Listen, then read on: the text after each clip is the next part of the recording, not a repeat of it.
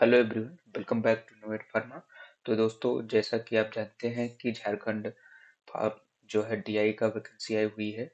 तो उसका जो इस वीडियो में जो हम फॉर्म फिलिंग का पूरा प्रोसेस डिस्कस करेंगे, कैसे आपको फॉर्म फिल करना है। एक्सपीरियंस वाले में आपको क्या फिल करना है, अगर आपके पास एक्सपीरियंस नहीं है या आपके पास एक्सपीरियंस है तो फॉर्म फिल कैसे करना है, फॉर्म एस करके करेंगे या नो करके करेंगे। इस वीडियो में ये ही चीजें जो है डिटेल से डिस्कस की जाएंगी और ए टू जेड कंप्लीट प्रोसेस इस वीडियो में डिस्कस करूंगा कि झारखंड ड्रग इंस्पेक्टर का फॉर्म एप्लीकेशन फॉर्म कैसे फिल करना है और डाउनलोड करके सब एप्लीकेशन फॉर्म को और विथ उसको डाउनलोड करके प्रिंट करा के विथ और हार्ड कॉपी में आपको वहां पे सेंड करना है उनके ऑफिस में, ठीक है, इंडियन डाक के थ्रू।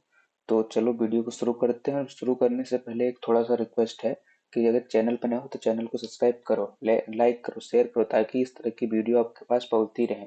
ठीक है दोस्तों, तो चलिए शुरू करते हैं। तो पहले आपको क्या करना, ओटीआर जनरेट कर लेना है। तो सिंपल आप वेबसाइट पे जाओगे तो ओटीआर जनरेट हो जाएगा।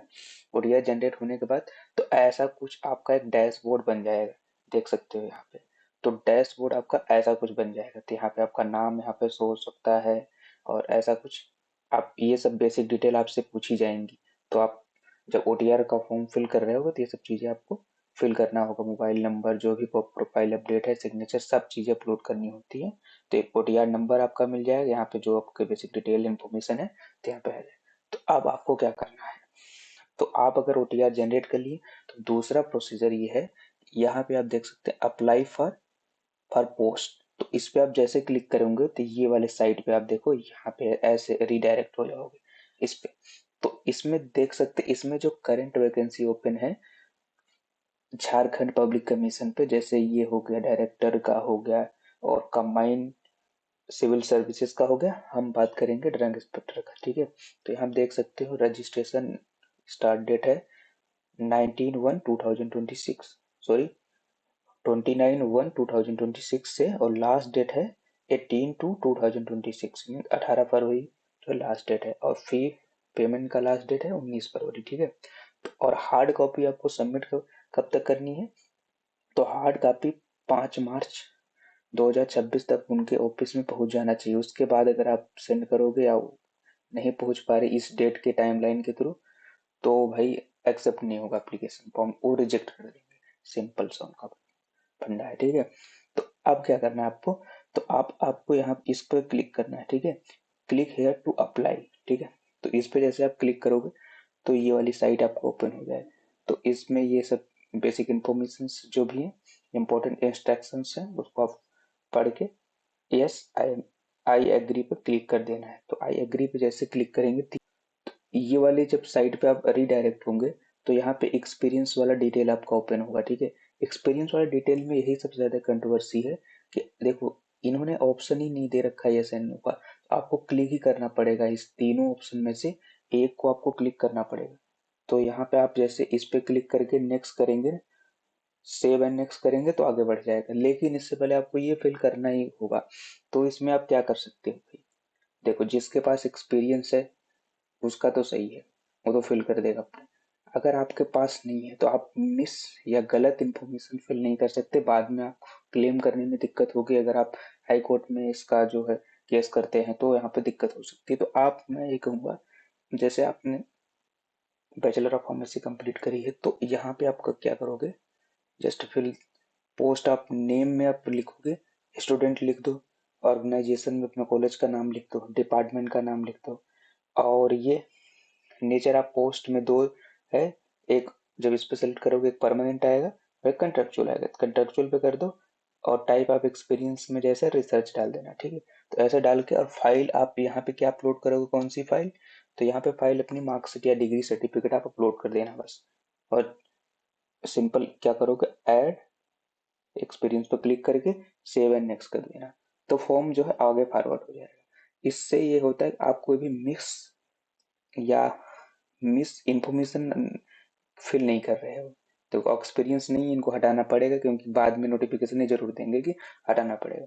और अगर आप चाहते हो कि भाई, सबसे पहले ऑप्शन एक और है आपके पास कि आप अपने हाई कोर्ट में, झारखंड हाई कोर्ट में, वहां पे जाके केस कर सकते हो। 2-3 बच्चे मिलके, तो एक आध दो को केस जो है डाल सकते हो, ठीक है, डलवा सकते हो।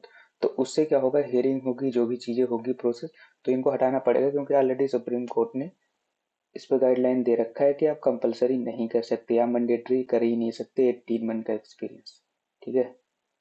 तो ऐसे उत्तर प्रदेश का भी आया हुआ था, उत्तर प्रदेश ड्रग इंस्पेक्टर का, तीनों ने भी केस जो किया गया था, तो उसमें जो गाइडलाइंस सुप्रीम कोर्ट की आई थी और इलाहाबाद हाई कोर्ट की भी आने वाली है, तो वो मुझे लगता है फिर से फॉर्म रीओपन करेंगे, ठीक है। तो उसका कोई इशू नहीं है, तो आप ये कर सकते हो। या दूसरा तरीका यह है कि आप ऐसे करके फॉर्म फिल कर लो, जब एग्जाम हो जाए, अगर आप एग्जाम क्वालिफाई हो जा रहे हो तब जाके केस कर दो, अगर ये नहीं मान रहे हैं तो एक्सपीरियंस के बेसिस पे। एक्सपीरियंस अगर उनको, अगर मैंडेटरी हटाया नहीं है, मान लो मैंडेटरी ही कर रखा, हटा नहीं रहे, तो आप केस करके उसको जी आराम से जीत जाओ, क्योंकि ऑलरेडी जो है सुप्रीम कोर्ट ने गाइडलाइन दे रखी। इनको पता नहीं, मुझे ये नहीं समझ में आता, इनको क्यों नहीं समझ में आता भाई, स्टेट स्टेट काउंसिल को, ये जो बॉडी करा रही है पब्लिक कमीशन आपकी झारखंड की होगी, कि इनको जब सुप्रीम कोर्ट ने ऑलरेडी दे रखा है, तो ये लोग कुछ करते ही नहीं, वही प्रीवियस वाला जो होता है नोटिफिकेशन, वही को पेस्ट करके ऊपर रिलीज कर देते हैं। तो सिंपली आपको क्या करना है, ये सब चीजें डाल के सेव एंड नेक्स्ट पे कर दोगे, तो और ये वाला जो है पेज ओपन हो जाएगा। तो इसमें जो है नंबर नंबर से जितने भी डॉक्यूमेंट्स आपके पास हैं उसको फिल करके, जो सर्टिफिकेट नंबर हो गया अपना, इशू बाई हो गया, जो भी डेट है, और सर्टिफिकेट, उसको क्या करना, अपलोड कर देना और सेव एंड नेक्स्ट पे क्लिक कर देना, ठीक है। तो जैसे अगर आपने एक्सपीरियंस वाले में सिंपल करके आगे बढ़ोगे, तो सिंपल ओके करो, एक्सपीरियंस सर्टिफिकेट एडेड आ जाएगा आपका। लेकिन फिर से इस पेज पे आप आ जाओगे, यहाँ पे देखो, please check the experience criteria mention advertisement number 12/2025। तो अगर एक्सपीरियंस में कुछ अगर नहीं आ रहा है, अगर 18 मंथ का, अगर उससे कम एक्सपीरियंस, अगर आप करेंटली कहीं काम कर रहे हैं, 3 मंथ से कम एक्सपीरियंस, तो उसको डालोगे, 2-3 महीने का एक्सपीरियंस रहेगा तो नहीं लेगा, तो ऐसा कुछ आएगा। तो आप वही मैं जो बताया कि आप स्टूडेंट डाल के जहाँ से भी फॉर्म किया उसका जो कॉलेज नेम और डिपार्टमेंट और डिग्री सर्टिफिकेट, एक्सपीरियंस सर्टिफिकेट की जगह पे अपलोड कर दो, आसानी से फॉर्म फॉरवर्ड हो जाएगा। उसमें उससे उसमें जो है कोई भी आप मिस डॉक्यूमेंट अपलोड नहीं कर रहे हो, ठीक है, तो उसका कोई ज्यादा इशू नहीं। तो सिंपल उसको कर लोगे तो ये वाला, जैसे यहाँ पे देखो, यहाँ पे किया गया है, तो ये मैंने कुछ चीजें हाईलाइट कर रहा हूँ जो है हाइड कर रखी है ड्यू टू सिक्योरिटी पर्पस। तो जैसे यहाँ पे ऐड करोगे ना, तो यहाँ पे ऐसा कुछ आपका शो होगा नीचे, तो सिंपल क्या करना है, सेव एंड नेक्स्ट पे कर देना है आपको। सिम सेव एंड नेक्स्ट करोगे तो ये वाला पेज अपना ओपन हो जाएगा। तो आपको जो भी फी है, फी पेमेंट कर देना है, पे नाउ पे क्लिक करके नेक्स्ट पे कर देना है, नेक्स्ट पे करके अपना, और ये अपना अगर फी पेमेंट होने के बाद, thank you success, your payment has been proceed successful, next करके एप्लीकेशन फॉर्म को प्रिंट कर लेना है। और उसके साथ साथ जितने भी रिक्वायर्ड सपोर्टिंग डॉक्यूमेंट्स हैं सबको, सबका प्रिंट करके सेल्फ अटैच करके आपको इनके जो आईडी पे ऑलरेडी एक वीडियो बना रखा है, कहाँ पे भेजना है, एक एड्रेस स्लिप पे डाल के इंडियन डाक के थ्रू जो है पोस्ट कर देना, ठीक है। तो ये इतनी सिंपल चीजें आपको करनी है, और वो जल्दी से जल्दी जो है एप्लीकेशन फॉर्म को फिल कर दो, और ताकि लेट ना पहुंचे, क्योंकि इंडियन पोस्ट से भेजोगे तो एटलीस्ट 10 डेज मिनिमम मान के चलो कि लगेगा ही लगेगा।